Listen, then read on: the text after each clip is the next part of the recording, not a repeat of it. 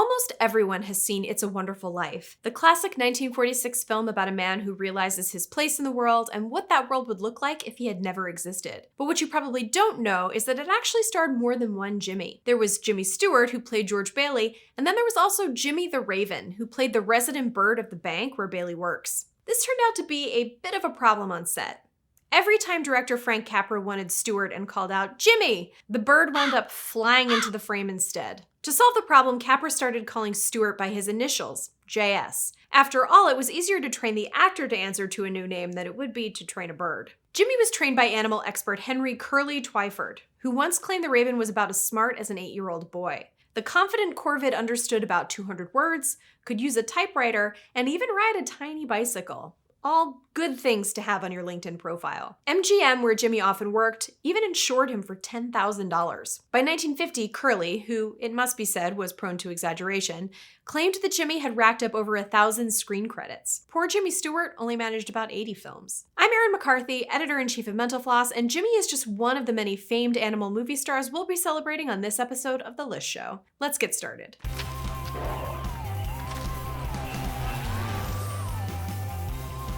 Buddy first garnered widespread attention when he appeared with trainer Kevin DeCicco on Late Night with David Letterman back in 1991. Kevin had encountered Buddy as a stray, and soon discovered the dog was obsessed with basketball. He'd tee up the ball for Buddy, who would put it through the basket. That's where film producer Robert Vince spotted Buddy. He invited Kevin and Buddy for a demonstration. Using a regulation hoop and basket, Buddy showed legitimate basketball skill. And that's how we got Air Bud, a family-friendly fable about a dog who joins a junior high school basketball team. The movie was a hit upon its release in 1997, and even charmed film critic Roger Ebert, who said, "The climactic scenes are not only absurd and goofy, but also enormously entertaining. By the end of the film, I was quietly amazed. Not only could Buddy play basketball, but I actually cared how the game turned out." Sadly, Buddy passed away in 1998, which meant he was unavailable for the football-focused sequel, Air Bud, Golden Receiver. His owner, Kevin DeCicco, purportedly froze Buddy's sperm in an effort to keep his athletic genes intact, though it's not clear if his offspring ever starred in any films. In a testament to Buddy's skills, it took at least 5 dogs to perform the role of a pooch hitting the gridiron in the sequel. Rin Tin Tin was a German Shepherd born in France at the height of World War I in 1918. He and his sister were rescued from a kennel that had been destroyed in a shell attack when they were just a few days old. Their rescuer, an American soldier named Lee Duncan, named them Rin Tin Tin and Nanette after 2 dolls that were popular among soldiers as good luck charms. Nanette sadly didn't live long. But after the war, Duncan was able to parlay Rinty's charms, expressive face, and obedient disposition into screen stardom. The dog made dozens of films, including his breakout, Where the North Begins. That film led to Rinty getting thousands of fan letters and upwards of $2,000 in salary a week. Some people actually credited Rinty for keeping a struggling Warner Brothers afloat during the studio's difficult early years. He also scored endorsement deals. One dog food executive was so desperate to have the dog promote his brand that he ate a can of it to prove it was quality. When Rin Tin Tin passed in 1932, it was as if a major human star had died. Some news outlets interrupted their normal radio programs to report the news. Lee Duncan trained his descendants for other screen roles, including on a popular Rin Tin Tin television series, but none could quite capture the spirit of the dog who survived a world war and saved a studio. Aside from Rin Tin Tin and Buddy, few animal actors ever became the stars of their own films. One ursine exception was Bart, a Kodiak bear who starred in 1989's The Bear. Bart was an 1,800-pound, nearly 10-foot-tall behemoth trained by Doug Seuss, and who spent decades as Hollywood's go-to bear thanks to his relatively docile temperament. Just how chill was he? His co-star in The Bear was a cub, which male brown bears tend to eat. Bart went on to work on movies like The Edge with Anthony Hopkins and Legends of the Fall with Brad Pitt. Believe me, no producer risks a bear eating Brad Pitt unless they trust him. Bart even got a chance to co-present an Academy Award with Mike Myers in 1998. Bart passed away in 2000. Doug Seuss went on to train another unrelated bear, dubbed Bart 2, for roles in movies and on shows like Game of Thrones, until Bart 2's passing in 2021. As any cat owner will tell you, cats don't take direction well.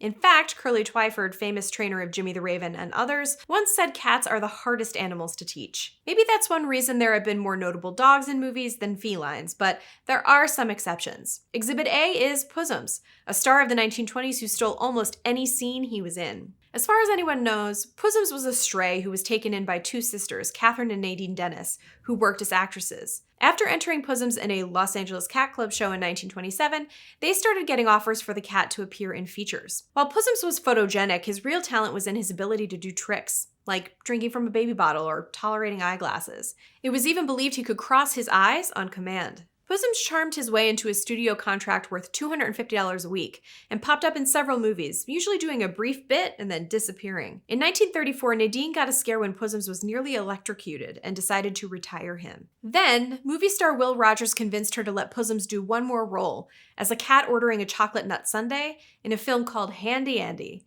Not long after, Pussums passed from what was said to be a spider bite or possibly an infected tooth. Plenty of movies have featured famous duos. Abbott and Costello, Martin and Lewis, Vin Diesel in tank tops. In the 1940s, singing Western hero Roy Rogers was typically paired with a four-legged co-star known as Trigger. The two appeared in around 80 films together. The horse even got billing on the film posters. But the real kicker of Trigger's story is that he's one of the few classic animal actors you can still see up close. Sort of. When Trigger passed in 1965 at the age of 30, Rogers had him stuffed and mounted, rearing on his hind legs. The horse was later auctioned off in 2010, selling for $266,500. Our final pooch is a standout for doing what virtually no one else in Hollywood could ever do: upstaging Jim Carrey. We're talking about Max, a Jack Russell Terrier who co-starred with Carrey in the 1994 film The Mask. Max, playing Carrey's dog Milo, beat out a corgi for the role and even slightly improvised a scene in which he grabs a frisbee from Carrey. The studio was so pleased with Max that the ending of the movie was rewritten to give him more of a performance, and a limo was dispatched to bring him to the premiere. The role was a breakout one, as Max had only previously been on screen once in the 1992 film Mom and Dad Save the World. He played a space rat. Few movies scream the 90s more than Free Willy, the heartwarming tale of an orca in captivity who befriends a boy and eventually finds freedom. Willy was played by Keiko, and while his story doesn't exactly have a happy ending, it's one worth remembering. Keiko was captured off the coast of Iceland in 1979 and spent the next decade plus in aquariums and amusement parks. The orca grew stressed in captivity. Then the producers of Free Willy showed up and recruited him for the film, and everyone fell in love with his personality. Whale-ality? And intelligence. According to Lori Petty, who co-starred in the movie, Keiko would blow water out of his spout when ignored, and even had the wisdom to avoid a stunt that would have injured a child actor if he had gone through with it.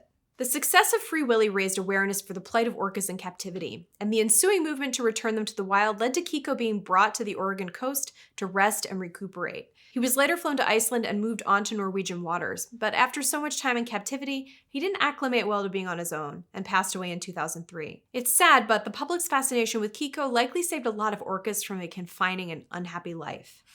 With apologies to Marcel of Friends, no simian has done more in Hollywood than Crystal. The Capuchin has been in a litany of hits, from Night at the Museum to The Hangover Part 2 to We Bought a Zoo. When Crystal nabbed a co-starring role on an NBC sitcom in 2012 about a vet titled Animal Practice, NBC execs said she tested higher than any other new character from the network's 2012 to 2013 television season. There's no word on how fellow actors from that fall, like Bill Pullman, Josh Gad, or the human star of Animal Practice, Justin Kirk, felt about that. Crystal got her start at a Universal Studios live animal show, where she won over trainers by being rather mellow for a monkey. When other Capuchins might be getting violent, she seemed at peace.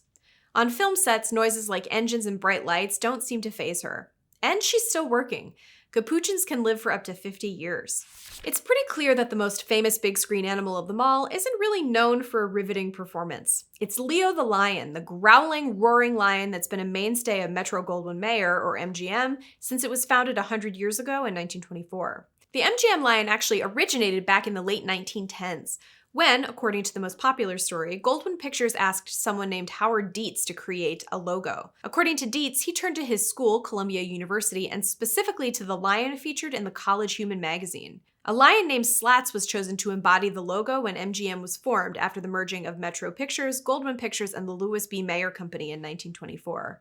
The most notorious lion is probably Jackie, who is said to have survived a series of catastrophes ranging from an earthquake to a sinking boat.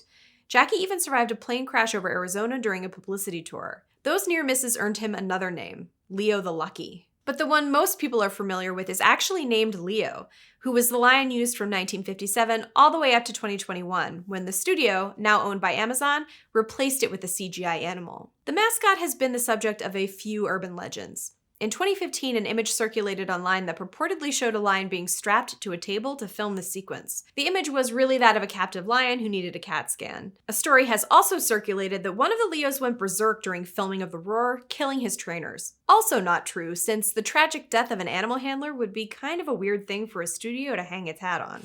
Thanks for watching this episode of The List Show. We hope this sheds some light on our fine animal thespians who have long been unjustly ignored by the Academy. Make sure to subscribe so you can see even more videos about the weird, wild world of animals and so much more. I'll see you next time.